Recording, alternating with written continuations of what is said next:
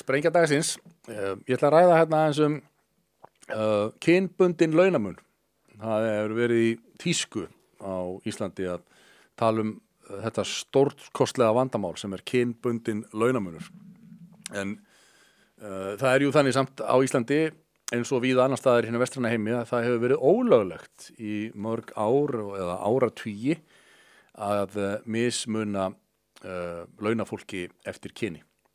Það er ekki það er ekki heimilt samkvæmt lögum og við sjáum ekki mörg dómsmál þetta þó að það sé gríðarlega mikið talað að kynbundinn launamunur sé alvarlegt vandamál og ég ætla að fara með ykkur til Ástralíu þar sem að Malcolm nokkur Roberts öldungadeilda þingmaður þarna með í panel eða yfirheyrslu þingnefndar fólk frá Jafnréttisstofnun Ástralíu og þetta langt vídeó og við ætlum bara að heyra fyrstu 3-4 mínúturnar af því að þær eru mjög afhjúpandi. Hann að spurja þær út í skýrslu sem að kom út þar sem að Jafnréttisstofa segir að næstum all fyrirtæki í Ástralíu sé að borga konum minni laun, lægri laun heldur en körlum.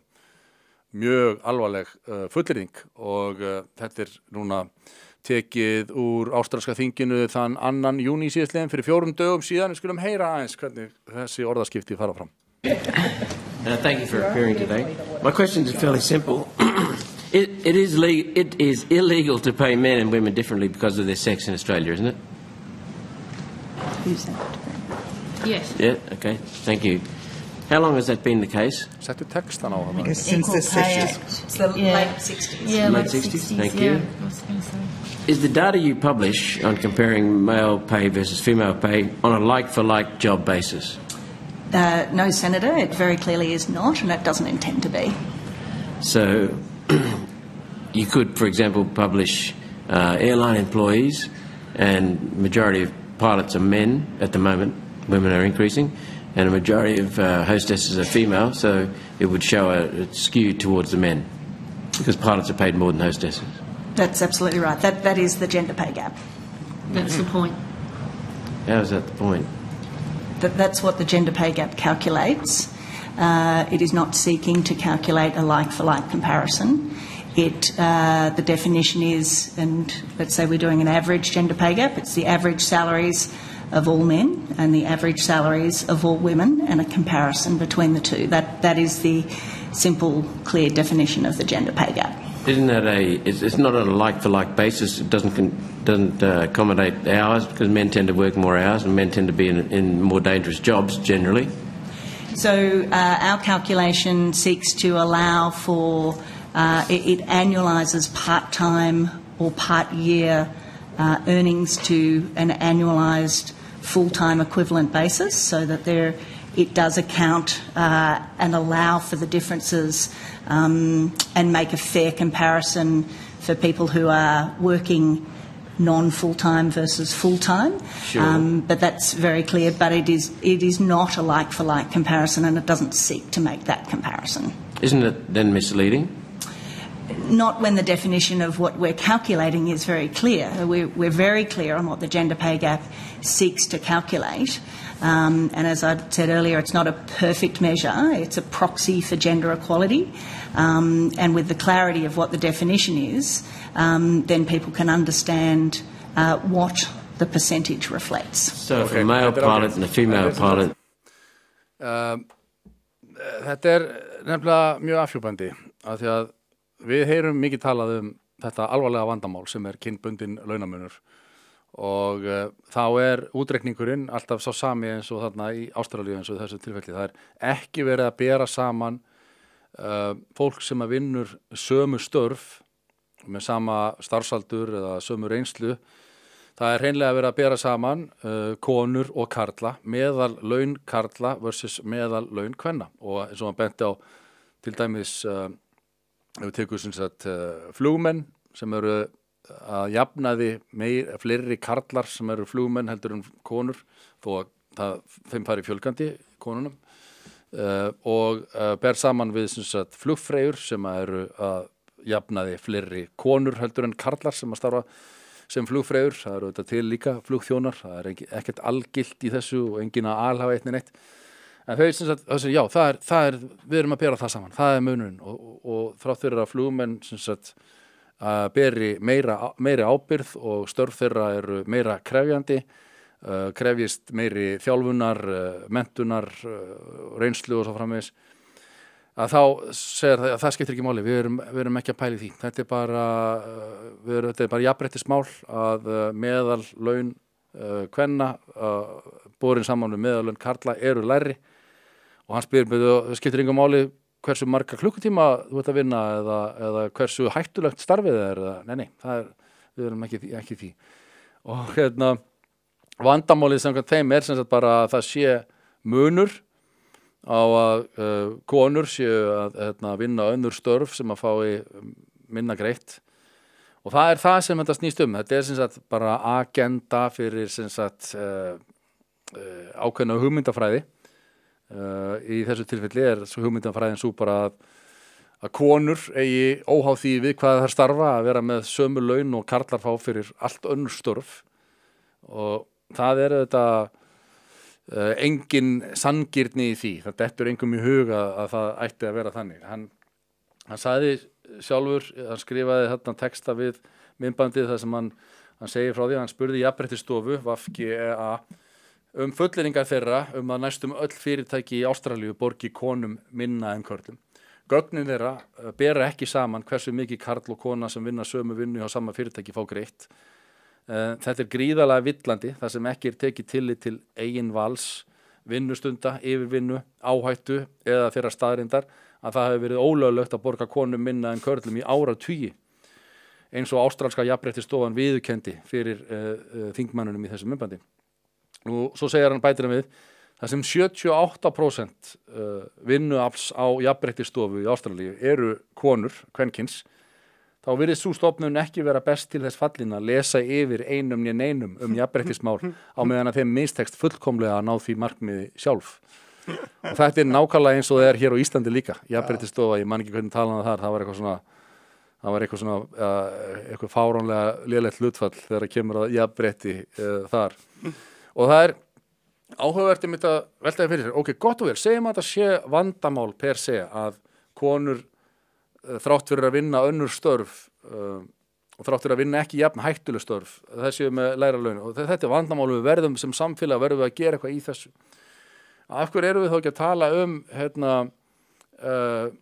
kynbundna áhættu í vinnu, kynbundna vinnu áhættu og fara að taka saman það eru fleiri karlar sem að láta lífið í vinnuslysum heldur en konur. Verða fyrir alvarlegri slysum. Já, verða fyrir alvarlegri slysum. Örorku og svo framvegis. Af hverju tölum við ekki þetta sem kynbundna vinnuáhættu sem er gríðarlegt vandamál sem við þurfum að stofna einhverja nefndir og ráðum til þess að fara að rannsaka og reyna að koma að staði hvernig við getum breytt þessu. Við verum að þessu jafn margar konur sem að slasist og karlar. Þetta sjáu þið bara, við myndum náttúrulega aldrei sjá þetta. Það er aldrei að fara að gerast. Þannig að það segir okkur að þegar þú sérð auglýst í heilsíðu í Morgunblaðinu frá Kvenréttindafélagi Íslands á kvenréttindadaginn kynbundinn launamunur er krabbamein á samfélaginu sem við verðum öll að taka á þá eru þau að tala þetta þau eru ekki að tala að Jón og Gunna sem að vinna bæði sem flugmenn séu með mishálaun, það er ekki þannig heldur eru það að tala Jón sem að starfar á togara og er út á sjó í heilan mánuð í senn versus Gunna sem að er að vinna á hárgreiðslustofu og þeir líta á sem sagt laun Jóns togarasjómanns annars vegar fyrir mánuðin hvað fekk hann var út á sjó allan mánuðin, það skiptir engu máli við horfum bara í launatöluna hvað fekk Gunna sem var að vinna á hárgreiðslustofunni frá 9 til 4 hún fekk miklu lægri laun þetta er hræðilegt, við verðum að gera eitthvað í þessu Senda Gunna sjó Já, nei, ég minna þetta er við verðum að hafa þetta í huga þegar við sjáum þetta rugl og ég var með svona aðra útgáfu af þessu sama hugsunar vandamáli eða þessu við sjáum aðra birtingamynd á þessum pólitíska áróðri hérna í svona popquiz eða svona vox poppi sem að eins og það kallast þegar að fólk út á götu er spurt út í forréttindi karla. Skulum heyra hérna hvernig þetta brot hljómar. We're tired of straight white men having the power and everything, you know, and it's like we don't have the same privileges that are offered to straight white men. Talk to me about what some of those privileges are that, you know, straight white men have that you don't have. Talk to me about that. I think I don't really know. Have you ever experienced like a specific instance? I don't know, but I also need to go. I know, I do need to go. I'm sorry. Talk to me about some of the privileges that white men are awarded that you guys are not awarded. Definitely, like, I guess just getting away with situations. Like, if I were to, like, I don't know, like, I guess, here you go. We're tired of Sko, auðvitað er þetta náttúrulega bara, þetta er ekki vísindaleg hönnun, alls ekki, en þetta er svona algengt sjónamið sem að þið hafið oft heyrt áður og maður kemst ekki hjá því að spyrja sig hvort það geti verið að það sé pólitískt agenda sem að liggja hérna baki til þess að, já, fá fólk til þess að hoppa á eina skoðun og trúa því að veröldin sé ósanngjörn á einhvern hátt sem hún er kannski ekki til þess að knýja fram einhverjar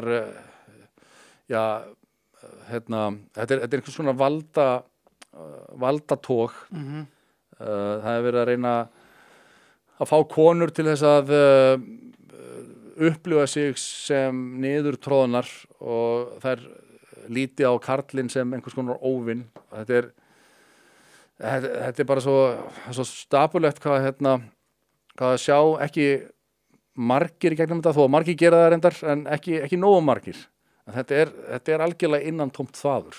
Já. Svo ekki sem er að sagt. Og og það er akkurat, þú veist, við þurfum ekki einu svona að fara út í að fara að telja það upp hvernig þessi miskilningur að karlinn sé einhverju forréttindastöðu feðraveldis pjessin sem er búin að vera að strita sko, er að segja að við tökum bara sögu mannkyns sko, hvernig karlinn er málaður upp af nýfeminískum öfgarhreyfingum, þá er hann málaður upp sem einhver forréttindapjessi sem hafi nýst á konum í aldir. En ég er raun og veru bara búin að vera að strita honni í einhverjum kólanámum eða einhverjum vestu störfum sem að hugsa getur til þess að draga fram lífið fyrir sig og fjölskyldu sína. En þetta er náttúrulega sagan endalausa, þetta rugl. En þetta er eins og Vinstri grænir, þá er þetta orðið holt að innan. Það er að þurrkast út. Og er að þurrkast út og fólk er farið að átta sig. Það er bara þannig. Ég held að þetta sé nú aðalega, þarna sjáum við sko meiri ástæði fyrir því að flokkur eins og Vinstri grænir eru við það að þurrkast út. Það er að því að hljómurinn er algjörlega hólur.